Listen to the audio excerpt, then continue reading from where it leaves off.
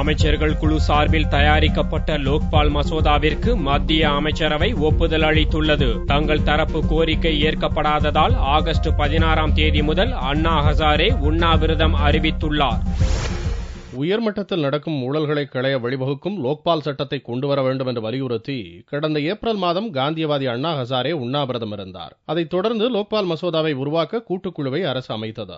அந்த குழுவில் அரசு தரப்பில் பிரணாப் முகர்ஜி தலைமையில் மத்திய அமைச்சர்கள் 5 சிவில் சொசைட்டி தரப்பில் ஹசாரே தலைமையில் 5 இடம்பெற்றிருந்தனர். லோக்பால் வரம்புக்குள் பிரதமர் மற்றும் நீதிபதிகளை கொண்டு வருவது, லோக்பால் உறுப்பினர்களாக யாரை நியமிப்பது ஆகிய விஷயங்களில் அரசு தரப்புக்கும் சிவில் சொசைட்டிக்கும் கருத்து வேறுபாடு ஏற்பட்டது. கூட்டுக்குழு பலமுறை கூடி விவாதித்தும் இருதரப்புக்கும் ஒருமித்த கருத்து எட்டப்படாததால் இருதரப்பும் தனித்தனியாக வரைவு மசோதாவை தயாரித்தனர்.